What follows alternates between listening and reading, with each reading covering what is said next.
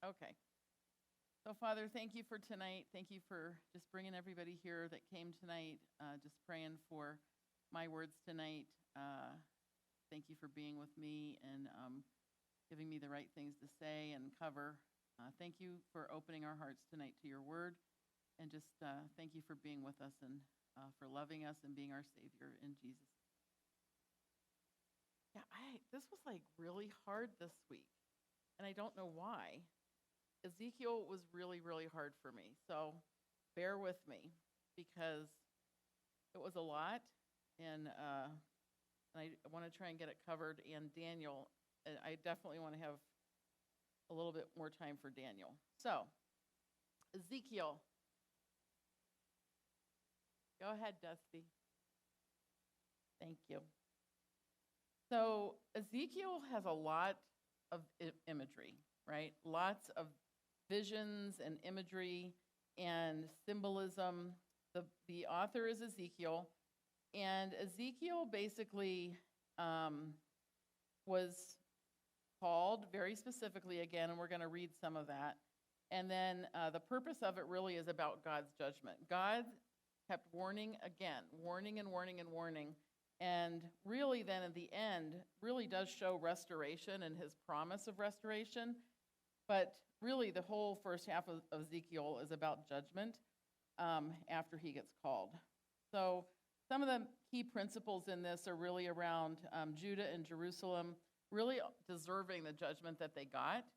And then God judging the nations.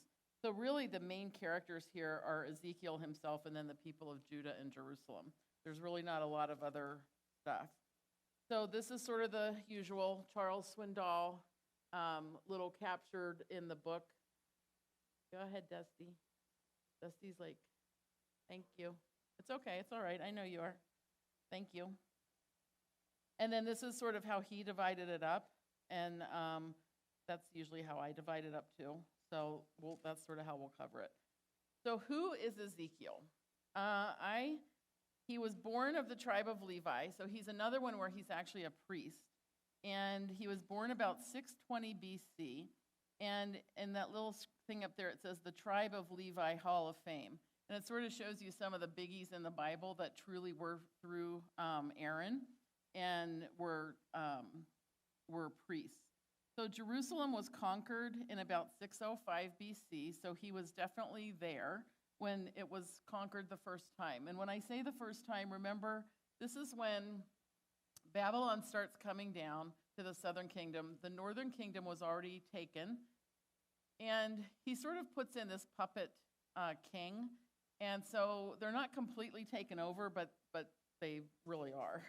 But this first time that they come down is actually where Daniel and his noble families get taken to Babylon. And so we will look more at that when we look at Daniel.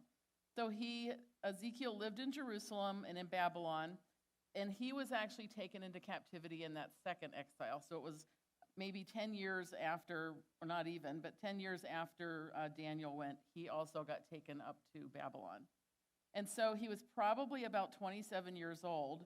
And this was really interesting when I read this. I didn't know this, but they said when you're in the lineage of the priesthood, it's really at 30 years of age that you're really called into the priesthood, that when you can start almost like ministering by yourself.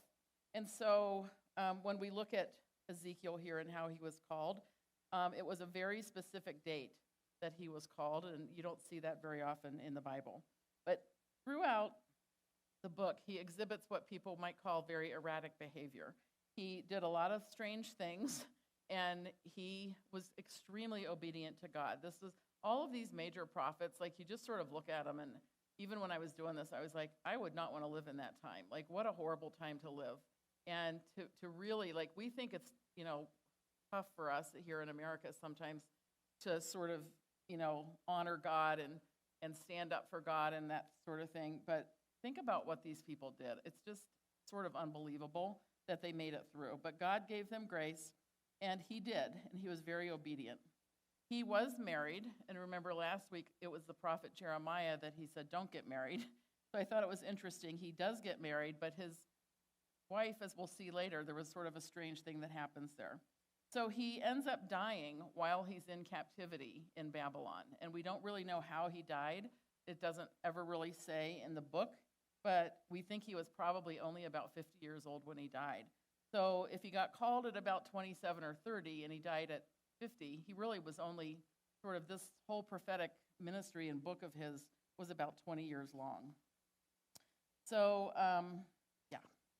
When he got called, I'm going to read the first chapter. It's a little long, but oh my gosh, unbelievable. So this is sort of the picture. It says, in the 30th year, in the 4th month, on the 5th day, while I was among the exiles by the Kibar River, and the heavens were opened, I saw visions of God. So if you just start with that, he's getting called on a very specific day. And some people actually say that it's his 30th birthday, and that's why God was calling him, almost like the priesthood. Only instead of being a priest, he's now going to get called to be this prophet. And he's in Babylon. And so he's by the Kibar River. And so that was sort of the other thing. The Jews definitely believed, as the law had told them all along, if you're not in the temple, then you can't possibly be honoring God, or you can't possibly be, serving God, because you have to go through this whole entire ritual. You have to, go to the bronze altar. You have to take the sacrifice. You have to do all these things, and it has to be this very specific order. But they weren't in Jerusalem, right? They were in Babylon. And so here is this guy, maybe on his birthday, and he basically, it says, the heavens were opened, and I saw visions of God. On the 5th of the month, it was the 5th year of the exile of King Jehoiachin. So again, and this is all written now. So we have definitely history of specific dates on a lot of this by now. It says, so King Jehoiachin was in exile. The word of the Lord came to Ezekiel, the priest, the son of Buzi, by the Kibar River in the land of Babylon. There the hand of the Lord was upon him. I looked, and I saw a windstorm coming out of the north. Hey, maybe he's coming tonight.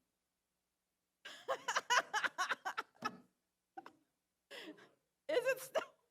Oh.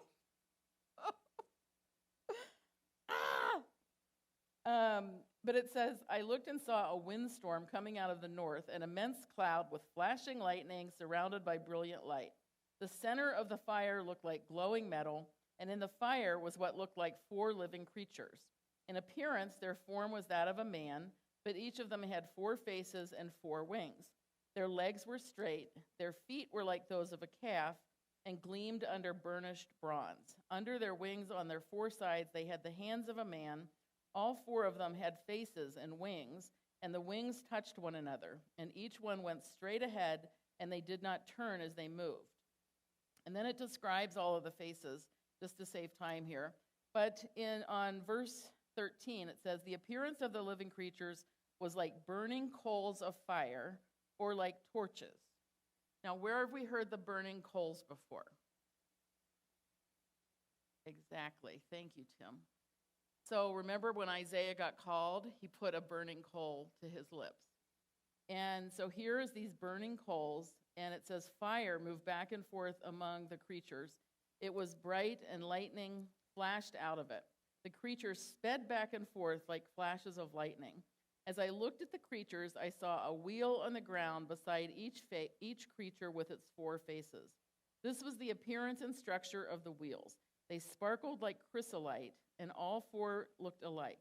Each appeared to be like a wheel intersecting a wheel, and as they moved, they would go in any direction, any of the 4 directions the creatures faced. The wheels did not turn about as the creatures went. Their rims were high and awesome, and all 4 rims were full of eyes all around them. So this is quite the picture, right? And I've always thought, this is very hard for me to picture this. And so I was trying to find some pictures of what maybe people thought these looked like. When the living creatures moved, the wheels beside them moved, et cetera, et cetera. And then, let's see. On verse 25, it says, then there came a voice from above the expanse over their heads as they stood with lowered wings. Above the expanse over their heads was what looked like a throne of sapphire, and high above on the throne was a figure like that of a man. I saw that from what appeared to be his waist up, he looked like glowing metal, as if full of fire, and that from there down he looked like fire, and brilliant light surrounded him. Like the appearance of a rainbow in the clouds on a rainy day, so was the radiance around him. This was the appearance of the likeness of the glory of the Lord. And when I saw it, I fell face down, and I heard the voice of one speaking. Like, wow. Like, if that doesn't give you goosebumps. So this is absolutely the presence of God, right? And so poor Ezekiel is in captivity, and this is how God calls him to be a prophet. I can see why he was so brave now, because if you saw something like this, it's like those stories about people who go to heaven or they die and they go to heaven for a while. It's like you can't help but talk about it, right? You can't help but just try to tell people how unbelievable it is. So this was chapter 1, and then chapter 2, he starts saying, he said to me, Son of man, stand up on your feet, and I will speak to you. So this is where the first time God calls him Son of Man, which is very repetitive in Ezekiel. He calls him Son of Man, Son of Man. He says, as he spoke, the Spirit came into me and raised me to my feet, and I heard him speaking to me. He said, Son of man, I am sending you to the Israelites, to a rebellious nation that has rebelled against me. They and their fathers have been in revolt. The people to whom I am sending you are obstinate and stubborn. Well, that doesn't sound like much fun. Say to them, this is what the sovereign Lord says, and whether they listen or fail to listen, for they are a rebellious house, they will know that a prophet has been among them. And then he tells him, don't be afraid. I'm calling you to do this.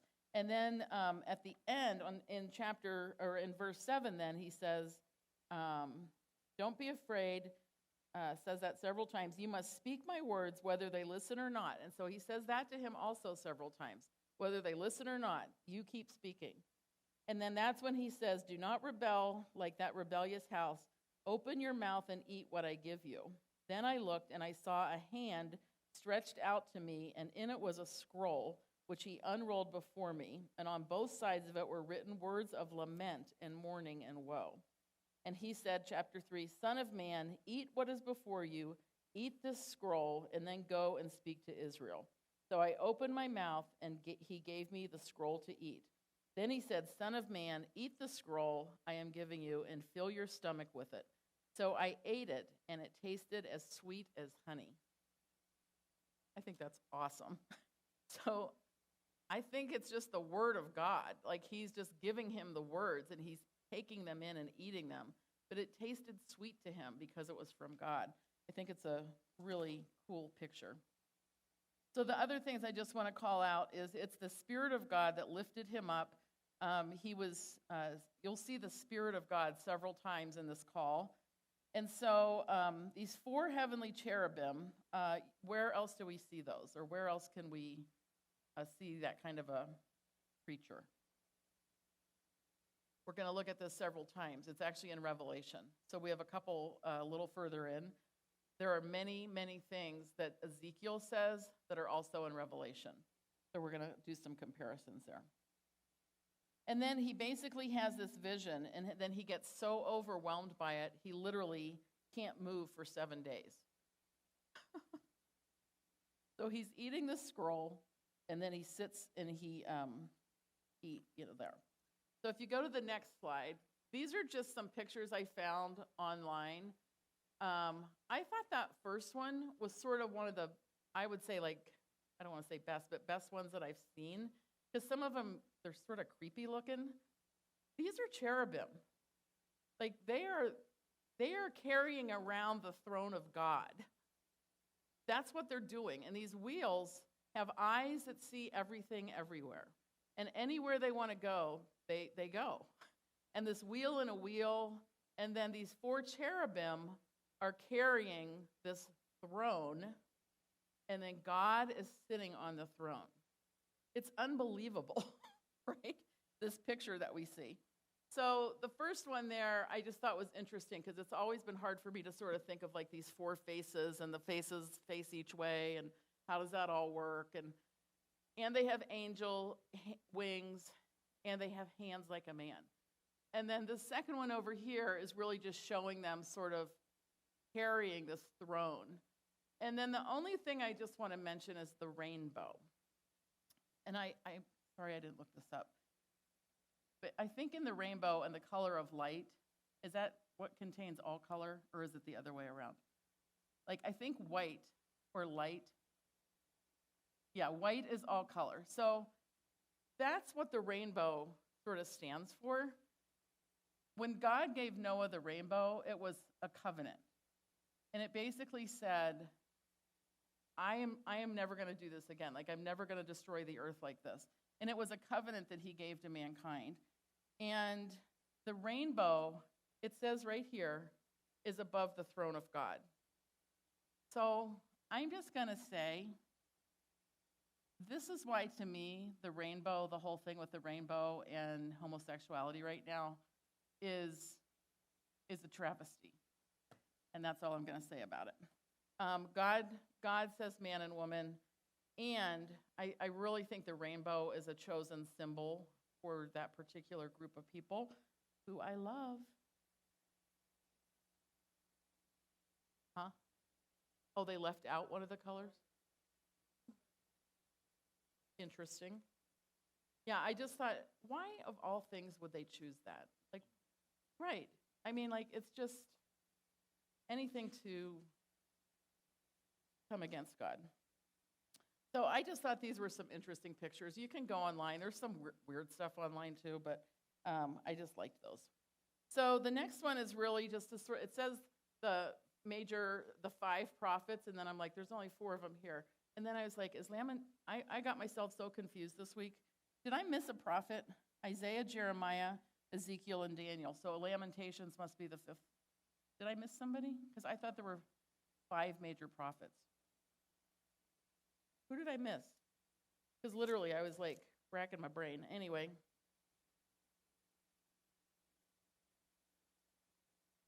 He's a minor, Hosea. But anyway, the thing that I liked about this when I saw this, it just sort of says what each one of the names means. So, yeah, that's what I was thinking, Lamentations. But that's Jeremiah. Look at that snow.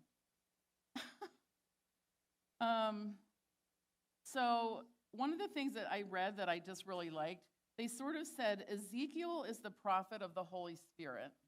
That mentions the Spirit all the time. Isaiah is the prophet of Jesus the Son. And Jeremiah is like the prophet of the Father. And if you look at what each one of their names means, it sort of fits like that. And then also what they wrote about. So I just thought that was sort of cool. That Ezekiel really does talk about the Spirit, the Spirit, the Spirit. The Spirit lifted me, the Spirit was in me, the Spirit was, whatever. So in chapter 3, the other thing that happened was that this Son of Man, Ezekiel, was called to be a watchman. And so he starts being called a watchman, and he starts starting these prophecies now against Judah and Jerusalem. And he starts doing some strange things, and it says, like he lied motionless on the ground for like over a year. He lied on one side. He laid on one side for a year. And that was to represent the number of years of captivity for the northern kingdom. And then he turned and he lied on the other side for like 40 days. And that was supposed to represent something. And he didn't talk to anybody. And then he didn't move. And then God took away his words, and he was actually mute for a while. And then when his wife dies, God told him, don't mourn over her. I was like, God, come on. Come on now. So he just had some very weird things. The other thing he did was God told him to do all of these. God told him to shave his head and then scatter his hair. Okay. Yeah, he crawled through a wall. He was naked for a long time. He just did some odd things. So in chapter 6 and 7, then, he prophesies that Jerusalem's altars will become desolate and that they're going to be scattered. And then about this time that Nebuchadnezzar started taking Jerusalem, that's when his wife became ill. And Ezekiel, though he could mourn her impending death, he was not allowed to cry out loud. So he basically wasn't allowed to show any public mourning for her. And then he also has these oracles from God that are toward the end of the book. And these oracles are sort of these burdens that he has and his visions that he has. So he really had a lot of suffering per se, even though we call Jeremiah like the weeping prophet, and he did lamentations and they were mourning and mourning. Ezekiel is still suffering. He has a lot of traumatic things come against him. So, and then I want to look at this Ezekiel's visions compared to Revelation. So this is where, if you get your Bible, and you would like, the first one is in Ezekiel 1:4 through 2:8, and that's through 28. That's the whole thing that I just read about the throne of God. So if you look at Revelation 4:1 through 11, I'm not going to read the whole thing, but basically he's calling John, who's in Revelation, right? He wrote Revelation. He says, after this I looked, and there before me was a door standing open in heaven. So John is also taken up by the Spirit, and here he sees the same rainbow that shone like an emerald encircled the throne. And surrounding the throne were 24 thrones, and seated on them 24 elders. They were dressed in white and had crowns of gold. But it says in verse 6, also in front of the throne there was what looked like a sea of glass, clear as crystal. In the center around the throne were 4 living creatures, and they were covered with eyes in front and back. The first living creature was like a lion, the second like an ox, the third had a face like a man, the fourth was a flying eagle. And each of the 4 creatures had 6 wings and was covered with eyes all around him. And he goes on and on to say, and then in verse 11 it says, you are worthy, everyone lay down their crowns. He says, you are worthy, O Lord and God, to receive glory and honor and power, for you created all things, and by your will they were created and have their being. So it's the same 4 creatures, right? So the same things that Ezekiel saw, John saw when God gave him the revelation. And then the next thing was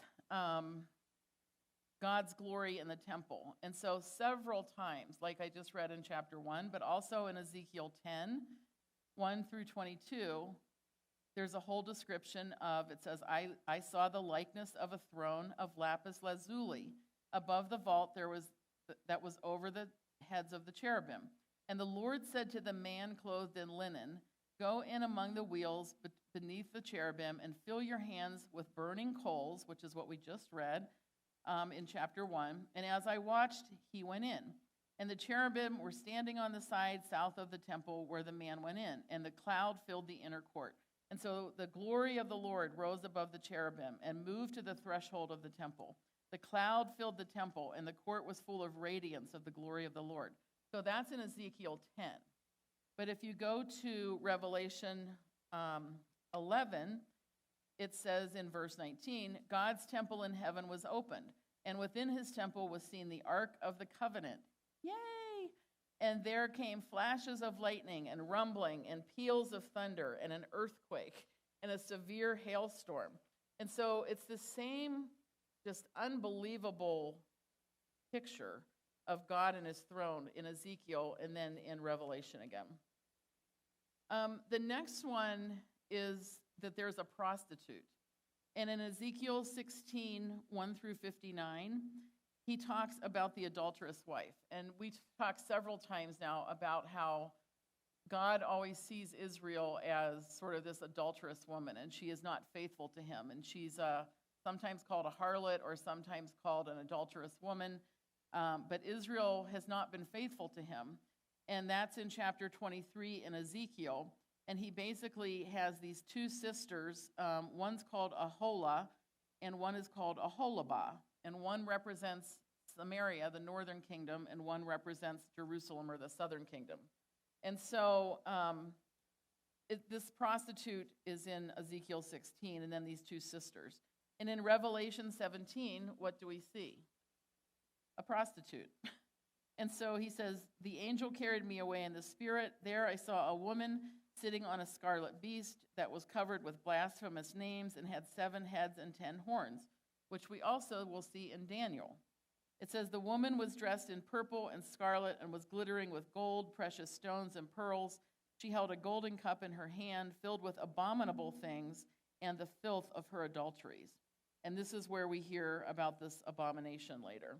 And so I just think it's interesting that Ezekiel talks about a harlot and a prostitute, and then there's a prostitute in Revelation.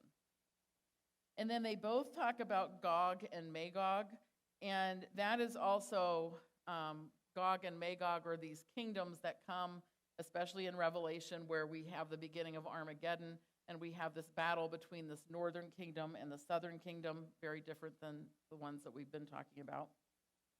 But they're also similar. And then the other commonality is the New Jerusalem. So in Ezekiel 40 through 48, he talks a lot about the New Jerusalem and what is heaven going to look like.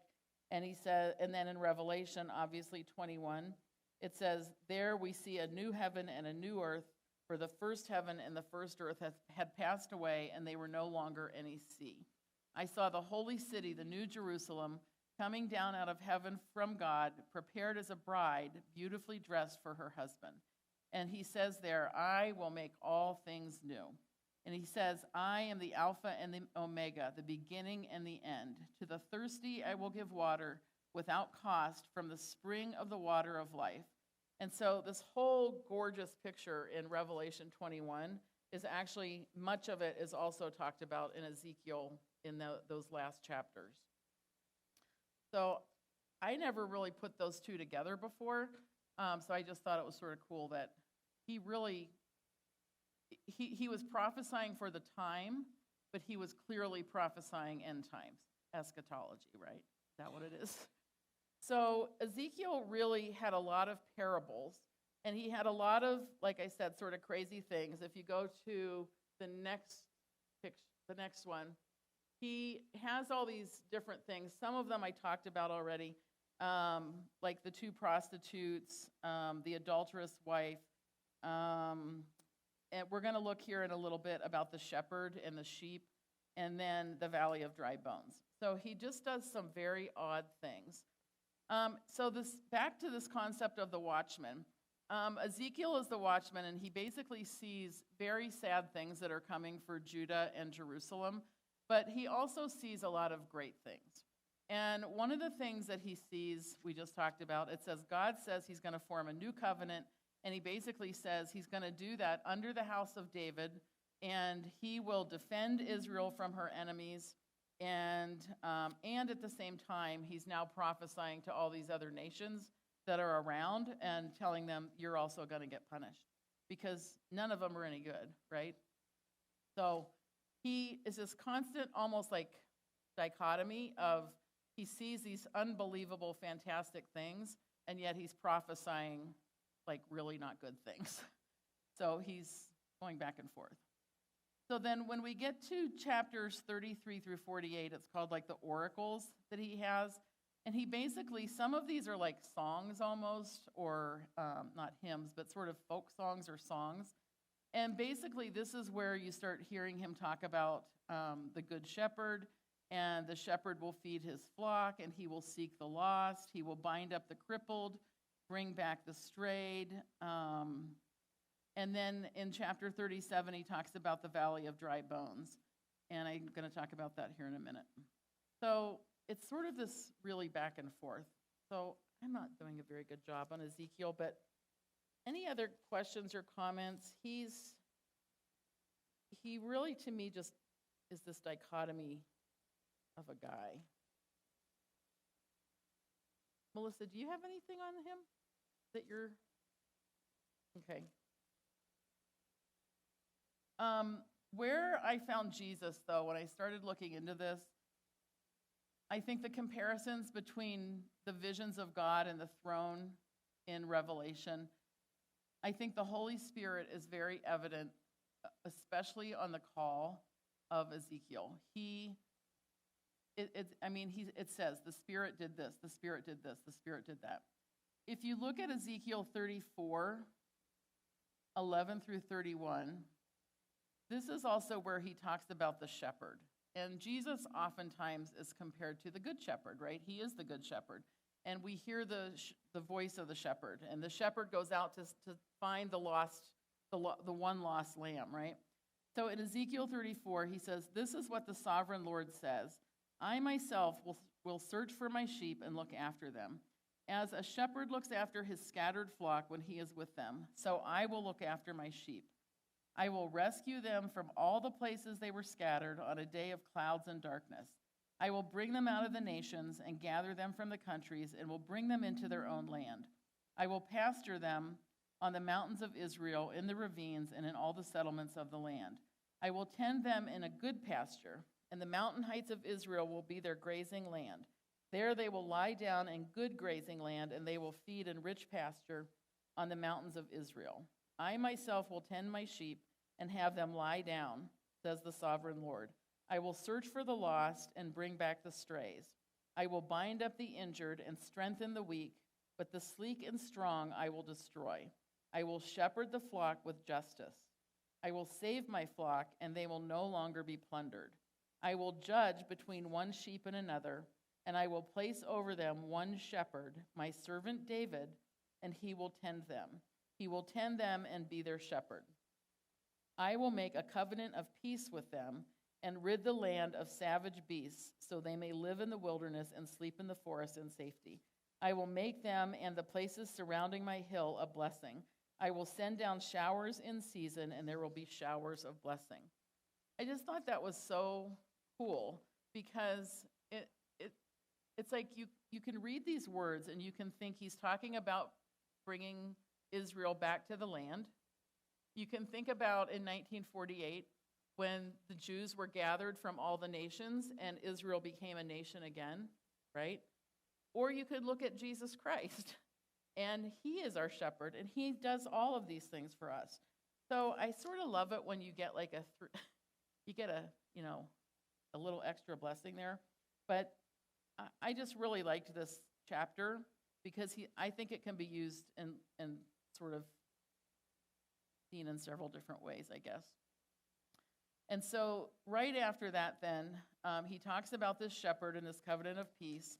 And then right after that, in Ezekiel 34, he also starts talking about a prince. And he says in 23 through 24, I will place over them one shepherd, my servant David, and he will tend them. He will tend them and be their shepherd. I, the Lord, will be their God, and my servant David will be prince among them. And then in chapter 37, he talks about, this is verse 24 through 25, he says, my servant David will be king over them, and they will all have one shepherd. They will follow my laws and keep my decrees. And then at the end, he says, David, my servant, will be their prince forever. So it's not just about the shepherding and the caring for. It's actually about being their king and their ruler, which is also what Jesus is, right? And then in chapter 45 of Ezekiel, it says, all the people of the land will be required to bring this special offering to the prince. It will be the duty of the prince to provide the burnt offerings, grain offerings, and drink offerings. So he's saying your king will be providing the offerings.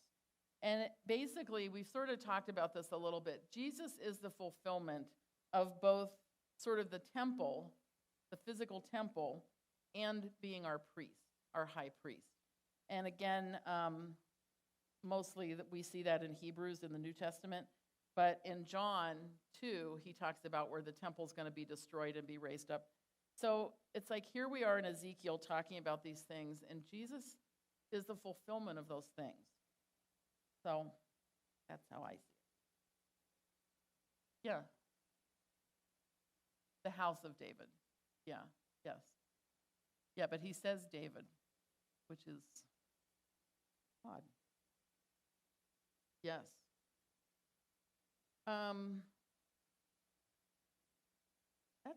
I hate to say it, that's all I had about Ezekiel. I had a tough time this week with him.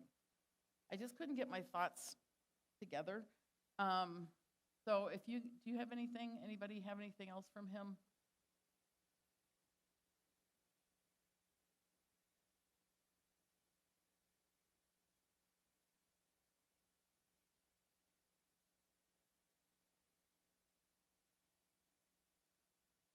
Yes.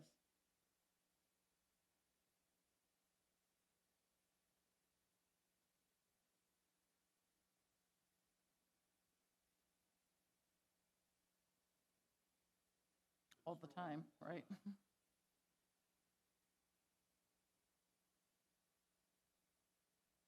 Yeah, it's amazing. And you just look at the land mass itself and how surrounded they are by everybody who doesn't like them. It's sort of amazing. And then I forgot to mention the dry bones. So the whole story with the dry bones,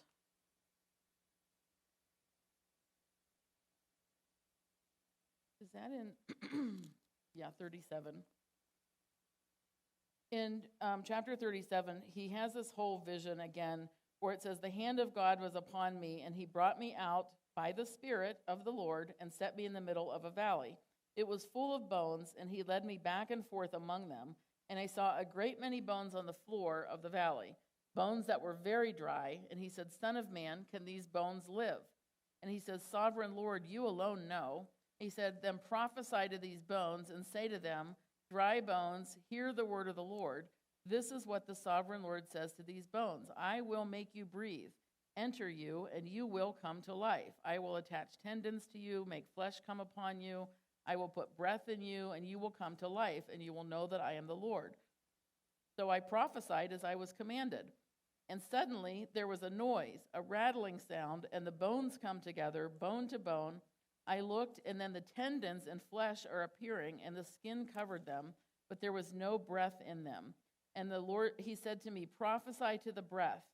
And this is what the sovereign Lord says. Come from the four winds, O breath, and breathe into these slain that they may live. So I prophesied as he commanded me, and the breath entered them. They came to life and stood up on their feet, a vast army. So it was a lot of bones. Now, I hate to admit, I don't know how many bones in the human body. Anybody know that right off? It's a lot. This whole valley was filled with bones. And then they made an army. So this was a lot of bones. And basically, when I was reading this, some of this said, if you keep going, it says in verse 12, therefore prophesy, this is what the sovereign Lord says, O my people, I am going to open your graves and bring you up from them. I will bring you back to the land of Israel.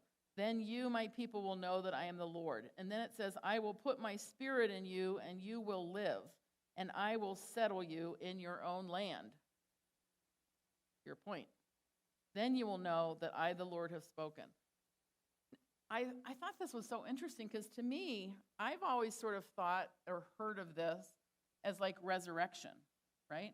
This talks from a dead bone, a dead, dry bone coming to life.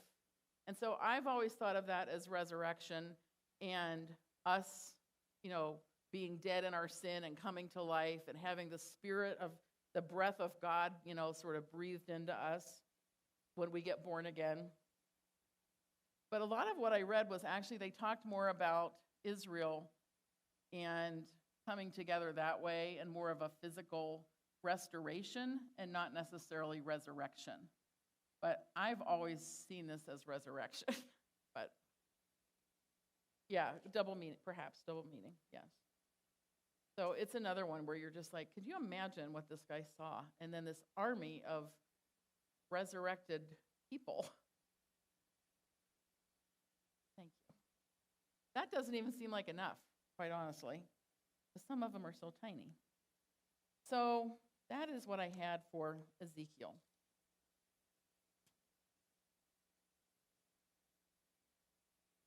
So then we go to Daniel, which I really loved.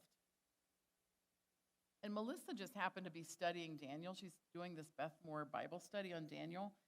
And I just thought, how cool is that? Like, we're going to be talking about Daniel. So if she wants to speak up, go ahead.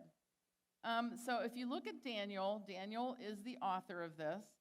And Jesus actually says in Matthew 24, verse 15, so when you see standing in the holy place the abomination that causes desolation, spoken of through the prophet Daniel. And so he's sort of acknowledging that's where we heard this, right? Daniel wrote this. This was true. Jesus said this. He probably wrote this when he was at the end of his captivity. He was taken captive in early, like 600, 605 BC, but he was still there in about 540 or 530 BC. And basically, I sort of thought about this. What is the purpose of this book? And I thought, God is in control. God is in control, and he's in control back then when they were in captivity. He's in control right now, and he definitely will be in control when the big action starts happening. And so God is in control no matter what. I sort of divide this into two parts of the book. The first 6 chapters are really about Daniel, and he's interpreting other people's dreams. And he has been called to a certain spot in the king's palace. And then chapters 7 through 12, he really can't interpret his own visions and dreams. So he actually has to have an angel come and interpret them for him. And I thought, isn't that interesting? Like, here he is interpreting all these dreams, and then he has visions and dreams that he can't interpret himself, so God sends him an angel. Nice. So Daniel is in this book, and then his 3 buddies, who we know as Shadrach, Meshach, and Abednego. He actually is under 4 different kings, and we'll go through those. But Nebuchadnezzar, as I was saying earlier, sometimes I like to just call him Nebi because it's a long name. Belshazzar, Darius, and Cyrus. And we meet our angel Gabriel in Daniel. And I'm just trying to think. I don't think he's actually been named in the Bible before this, named. I think the first time we hear him is in Luke. Yeah, Gabriel. And then, of course, all the end of Daniel is about the end times and what's going to happen. So he is a very cool guy. So here's the big divisions of the book in the Chuck Swindoll version. Just a nice quick look. But basically, remember, he's taken by Nebuchadnezzar, and then Babylon actually gets taken over too, twice, and 3 times. And so that's sort of what's going on. So he starts with King Nebuchadnezzar, and then he goes through a couple other kings. So who is Daniel? Daniel is born in Jerusalem like around 620 BC, and he was exiled to Babylon, we said. He was from a royal family. He was from nobility. So he had a very different life than a lot of these other prophets that we talked about. I'm going to read a little bit in the first chapter of Daniel. So it says, in the 3rd year of the reign of Jehoiakim, king of Judah, Nebuchadnezzar, king of Babylon, came to Jerusalem and besieged it. The Lord delivered Jehoiakim, king of Judah, into his hand, along with some of the articles from the temple. So he's starting to take off all the gold and the silver and everything that's rich in the temple and destroying the temple. He carried off the temple of his God in Babylonia and put the treasure house of, These he carried off to the temple of his God in Babylonia and put in the treasure house of his God. So he's got his own God in Babylon, but he's taking all the yummy stuff and the gold and possibly the Ark of the Covenant into his own God's temple. So that's not good. Then the king ordered Ashpenaz, chief of his court officials, to bring in some of the Israelites from the royal family and the nobility, young men without any physical defect, handsome, showing aptitude for every kind of learning, well-informed, quick to understand, and qualified to serve in the king's palace. So this guy was no schlep, right? He was extremely smart. He sort of reminded me of Solomon, where he was very wise. He had a lot of wisdom. He had a lot of education. And it says that he showed aptitude for learning, and he was very good looking. So he really, I don't know, I just think of Solomon when I read all that. It says he was to teach them the language and literature of the Babylonians. So he gets taken with his friends, and they get assigned to this guy, and they're supposed to start learning Babylonian. whatever the language was. The king assigned them a daily amount of food and wine from the king's table. They were to be trained for 3 years, and after that they were to enter the king's service. And that also reminded me of Esther, because here we are with Esther, where she's taken in, and basically, like, they completely indoctrinate her. That's what they're trying to do. They're trying to indoctrinate her into the ways of Babylon. Make her, here's all of our spices and this and that. So they're doing the same thing with Daniel and his friends. And for 3 years, they're supposed to get trained like this, and then they're going to go serve. And then it says, among them from Judah, Daniel, Hananiah, Mishael, and Azariah. The chief official gave them new names: to Daniel, the Belteshazzar; to Hananiah, Shadrach; to Mishael, Meshach; and the Azariah, Abednego. So he gave them Babylonian names. But Daniel resolved not to defile himself with the royal food and wine, and he asked the chief official for permission not to defile himself in this way. Now God had caused the official to show favor and sympathy for Daniel. So where else have we seen that? Yes, Joseph, right? So Joseph is also got huge favor. He interprets the dream of the guy, and then all of a sudden he's like, second in command of the whole land. So God always has a plan. So now God had caused the official to show favor and sympathy to Daniel, but the official told Daniel, well, I'm afraid, my lord the king, who has assigned you food and drink, what if you start looking worse than the other people, the king will have my head. So he says, I have to give you all this food because I'm going to get in trouble if you start losing weight. And he basically says, please test me for 10 days, give us nothing but vegetables to eat and water to drink, then compare our appearance with that of the young men who eat the royal food, and treat your servants. See, he agreed to this and tested them for 10 days. And what happened? This is a great diet, people, right? Vegetables and water. They end up looking ruddier and healthier and better nourished than any of the young men who are eating the royal food. So then the guard takes away the choice food and the wine that they were to drink, and he gave them vegetables instead. It says, to these 4 young men, God gave knowledge and understanding of all kinds of literature and learning, and Daniel could understand visions and dreams of all kinds. So God honored them, because what they did was they immediately said, even though they were there for quite a while, we're not going to do this. We're going to live our way, and we're going to still honor God. And he just starts right from the beginning and says that. So then what happens in chapter 2, Nebuchadnezzar is very disturbed because he has this dream. And he can't figure out, first of all, he can't remember the dream himself.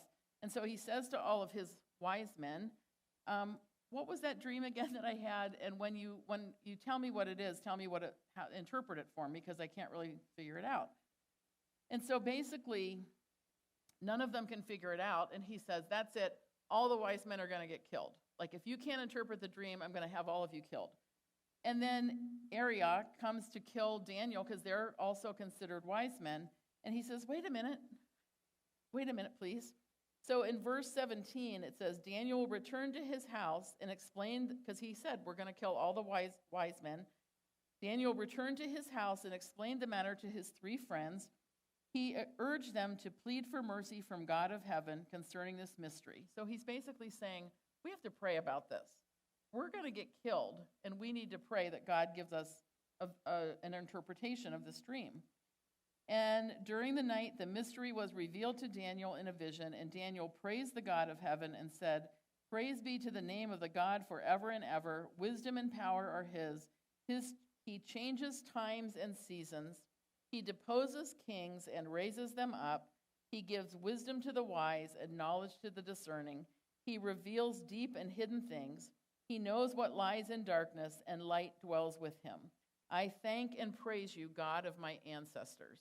So he's recognizing this is the God of the Jews. I am still a Jew, and I am going to, praise God for giving me this interpretation.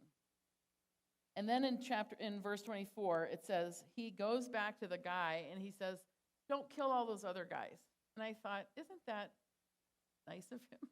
he could have still said, kill all them, because I'm the one that got the interpretation. But he didn't do that. He said, don't kill all these men. Take me to the king, and I will interpret his dream. And so that's what he does. And Daniel basically says, no wise man, enchanter, magician, or diviner can explain to the king, but there is a God in heaven who reveals mysteries. And that's what he tells King Nebuchadnezzar.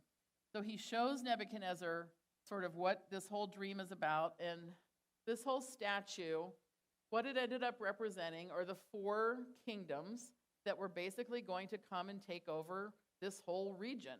And the first one, he's the gold head of Babylon. That's like King Nebuchadnezzar. And then the Medo-Persians come and take over. And then the Greeks come and take over. And then the Roman Empire. And so they're each represented by a different kind of metal in this statue.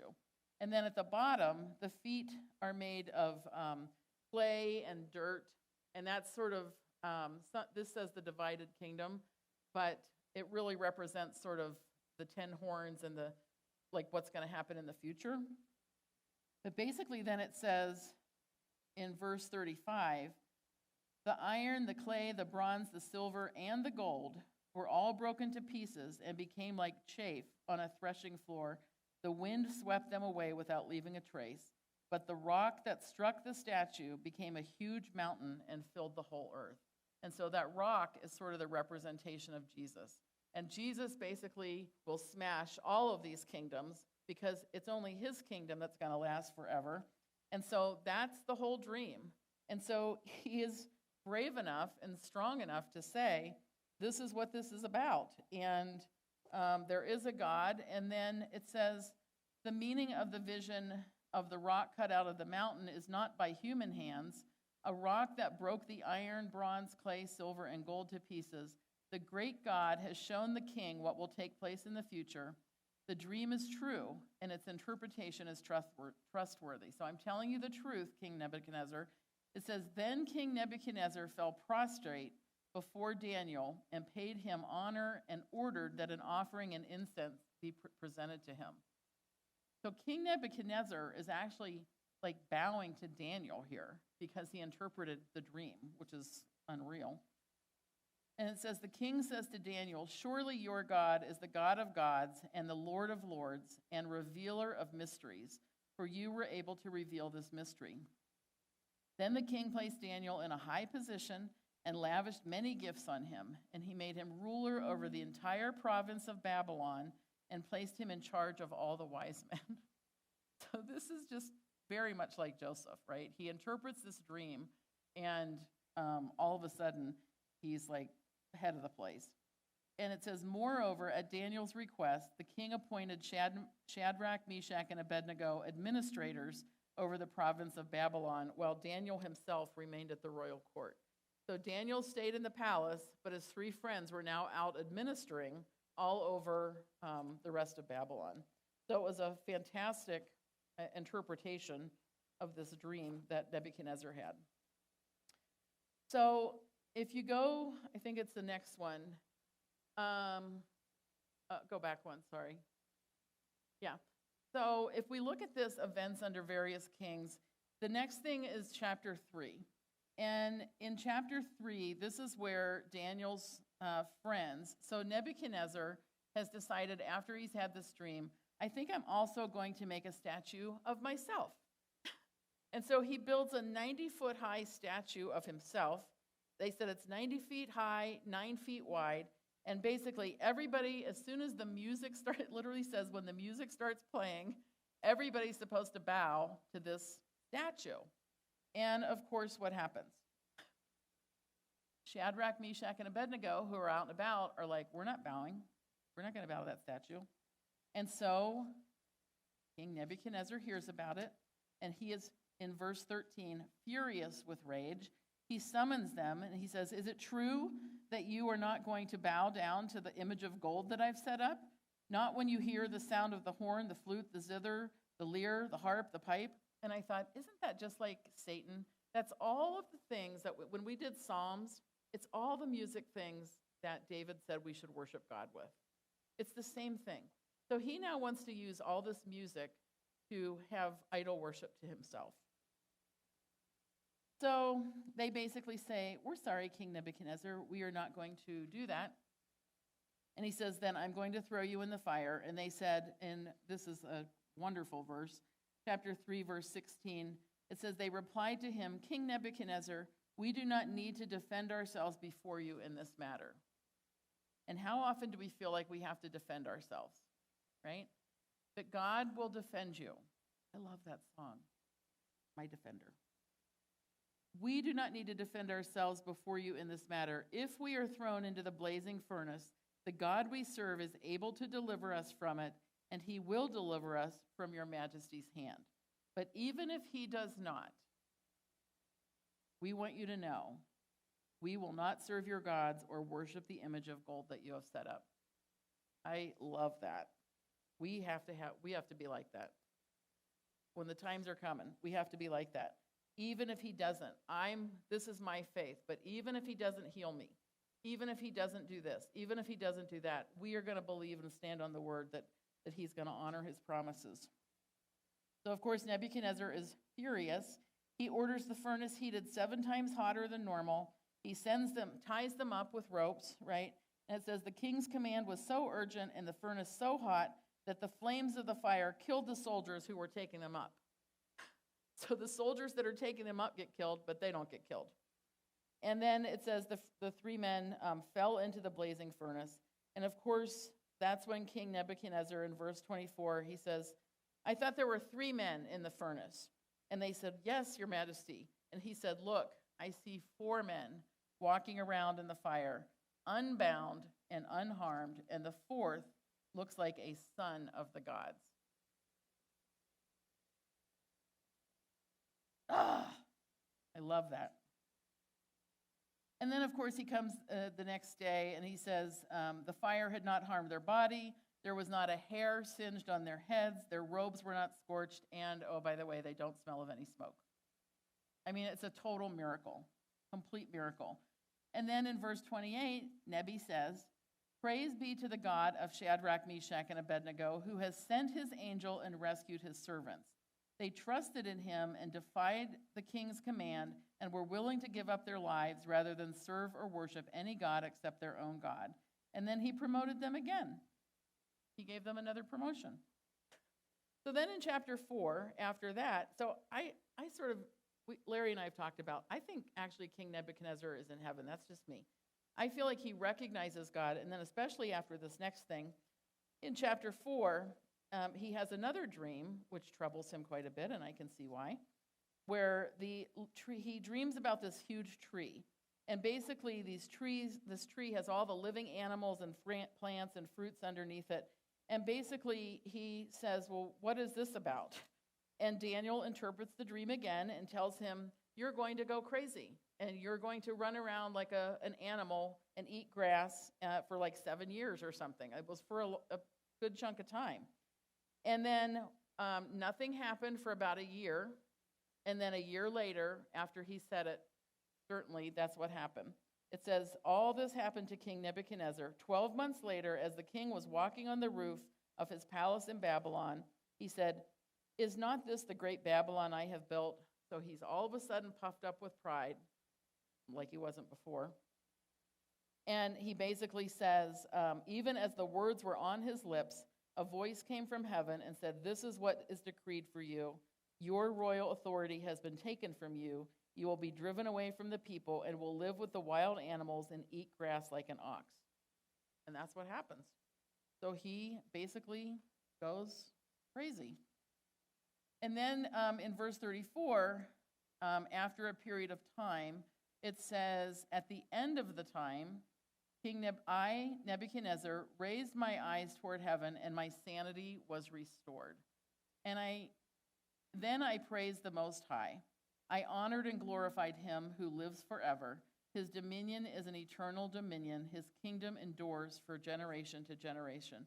At the same time my sanity was restored. My honor and splendor were returned to me for the glory of my kingdom. My advisors and nobles sought me out, and I was restored to the throne and became even greater than before.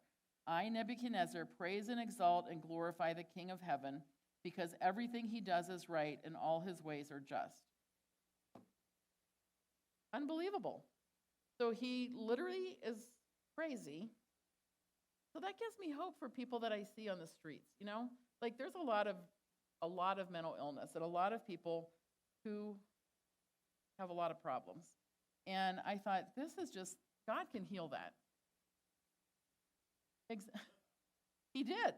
He became homeless. He was out probably looking like a crazy man, nothing to eat, nothing to drink, not clean.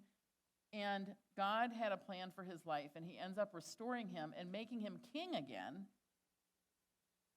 I think that's unbelievable. Restoration. 7 years. Yikes. So that is sort of Nebuchadnezzar. Then in chapter 5, what happens? His son, Belshazzar, is feasting and drinking from the utensils in the temple. So he's decided to have a feast, and basically he's going to say, I'm going to use the tools, the things, the items out of the temple for drinking and having my feast. And basically this is where the handwriting, that like literally a hand appears and starts writing meeny, meeny, tinkle parson on the wall, and he doesn't know what that means. And so his mom says, hey, remember Daniel? He interpreted the dreams for your dad. Maybe he can tell you what this means. And sure enough, Daniel comes, and he's clothed, and he basically says, here's what it means. God has your days are numbered. It's not going to go well for you. And you have been weighed on the scales and have been found wanting. And literally, what happened to him? That very night, he dropped over dead and died. Done. So then in chapter 6, we also have the next king comes, and this is the lion's den. Dusty just gave me the signal, and I want to get to the end stuff. So the lion's den basically happens, and this is where they tried to trap Daniel, and they basically said he still wants to pray 3 times a day. And I actually found in Psalms 55, 15 through 19, it actually says, as for me, or this is verse 16, as for me, I call to God, and the Lord saves me. Evening, morning, and noon, I cry out in distress, and he hears my voice. He rescues me unharmed from the battle waged against me, even though many oppose me. God, who is enthroned from of old, does not change. So here Daniel is doing morning, evening, and noon prayers, and they basically said, hey, you're not allowed to do that anymore because we told you you're not allowed to pray. And he says, I'm going to still pray. I think there's coming a day for us people. And he says, I'm going to still pray. And basically he gets thrown into the lion's den, and what happens? Totally saved, right? And this was sort of interesting because this is King Darius, and he's distressed about it. He loves Daniel. Like, I really think he loves him. He's been a good employee to him. And he basically is very upset that he has to throw this guy into the lion's den. And so he actually couldn't sleep that night. He's very upset about it. And then the next morning, he's like, Daniel, did your God save you? And he's like, yes, I'm here. He's saved. So it says the king was overjoyed and gave orders to lift Daniel out of the den. I thought that was very cool. So that's like chapters 1 through 6, where Daniel's interpreting all these dreams. And then chapters 7 is where he starts having visions. And so in the visions here, he's got these 4 beasts that appear. And these also represent sort of the same kingdoms that the statue of Nebuchadnezzar represented. So Babylon, Medo-Persia, Greece, and Rome. And basically he sees like these little horns represent kings, and there's like all sorts of things that are tied into the all of that about what's going to happen. And then I just want to mention in chapter 7, this whole phrase about Ancient of Days, because I love that song so much. I could sing that song every week, Dusty. I could sing that song. And it's mentioned 3 times in the Bible, and they're all 3 here in chapter 7 of Daniel. It's not mentioned anywhere else, but it's a name of God, and it's really God the Father, right? It's God, the God. And so Ancient of Days, and you can look those up in chapter 7. And it also is talking about, I have to read it. As I looked, thrones were set in his place, and the Ancient of Days took his seat. His clothing was as white as snow. The hair of his head was white as wool, His throne was flaming with fire, and its wheels were ablaze. Right? Wheels, we saw the wheels and the wheels and the wheels. A river of fire was flowing and coming out from him. Thousands upon thousands attended him. 10,000 times 10,000 stood before him. And the court was seated and the books were opened. Get ready, people. But 10,000 times 10,000 stood before him. That's how many people are going to be. I mean, it's unbelievable. So then, let's see. He also starts in chapter 7 really talking about the Son of Man again. Only this time when he's talking about the Son of Man, he's talking about Jesus. Capital S, Son of Man. And there are various things about Jesus in that chapter 7 as well. And then in chapter 8, he has this vision of this ram and a goat. And that really had to do with the two empires that were to come, the Medo-Persian Empire and then Greece. And many people think that that one horn represented Alexander the Great from Greece. And basically, Daniel is saying, this is where our friend comes in. While I, Daniel, was watching the vision, this is in chapter 8, verse 15, was watching the vision and trying to understand it. Therefore, the one who stood looked like a man. And I heard a man's voice calling, Gabriel, tell this man the meaning of the vision. And as he came closer to the place I was standing, I was terrified, and I fell prostrate. Son of man, he said, understand the vision. While he was speaking to me, I fell in a deep sleep with my face to the ground, and then he touched me and raised me to my feet. And then it says, the vision of the evenings and the morning that has been given to you is true, but seal it up for a later time. So he's saying, I'm showing you things that are way in the future, right? And then he says, I, Daniel, was so worn out, I lay exhausted for several days, and then I got up and went about the king's business. So he was exhausted by all this, right? Physically exhausted. And then in chapter 9, he talks about the prophecy. There's sort of two prophecies here. One is about the 70 years of captivity that they're in Babylon. And then the other one is about the whole 70 weeks and the coming tribulation.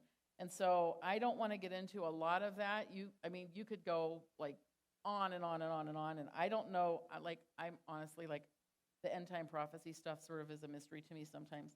So you can read all about it in Daniel and then also in Revelation. And then, so he talks about all that. And then in chapter 10, he is talking about, this is where he has a vision of the man in linen. And I think that that's probably Jesus as well. And he says he's girded with gold. And it says his body is made of beryl. His face is like lightning. So again, it's this just unbelievable picture of Jesus. And he says he also falls into a deep sleep again. And then it says, this is where he says, the prince of Persia was delaying me. And you started praying 21 days ago, but I was delayed because the prince of Persia. So it's a spiritual battle, right? That's why we have to keep on knocking. Knocking, keep on knocking. Knocking, keep on knocking. Because sometimes things don't happen just overnight, right? Don't we wish? And so this is really a great picture of just standing strong, being faithful, and keep on knocking and asking God. And then chapter 11, he's talking about the vision of the king of the north and the king of the south.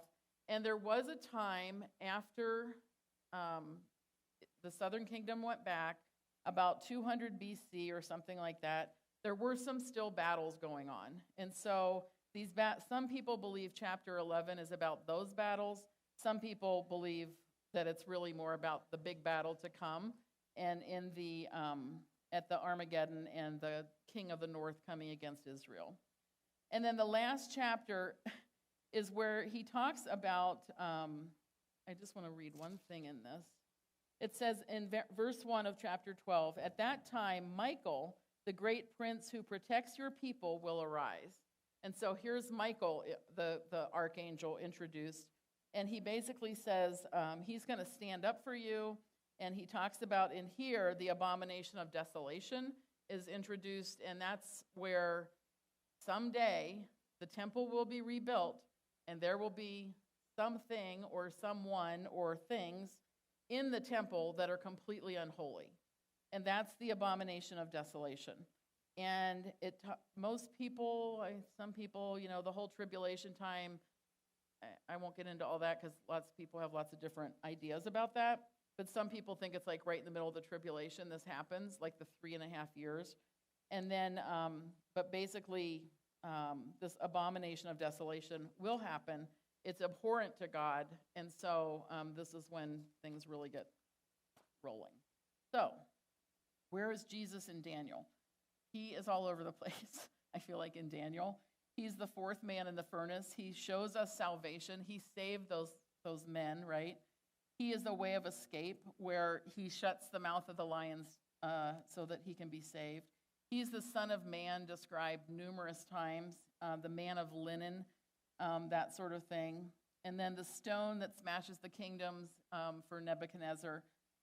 He's called the Anointed One in Daniel 9, and then all of those end time from chapter 7, 8, 9 through 12, he is all over. So that is Daniel, and I think that is what I want to say. Do you have any questions? Melissa, do you have anything just from your Bible study that you want to?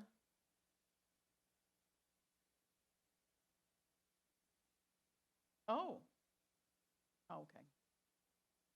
Got it. That's okay. Yes.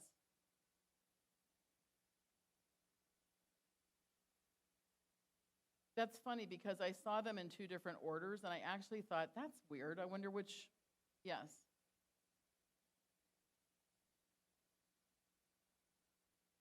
Well, just remember Cyrus, which would sort of make sense if he is Darius. Cyrus is the guy that gave the edict, go ahead and go back and rebuild. So, you went? Oh, yeah, I never heard the same guy, but I thought, I saw a couple things and they were in two different orders, and I thought, that doesn't make sense to me. But so remember, next week, we're not going to be here. I'm not going to be here. And then I hate to tell you this, but I looked at the schedule, and I think what I'm going to do is we're going to have Bible study on May 3rd, and we're going to, like, April 26th is next week. We're going to have Bible study on May 3rd. I'm going to do 6 minor prophets, and then we have the week off for the awards, and then we're going to do one more week, and I'm going to finish the last 6. Sound good? Perfect. Thank you, guys.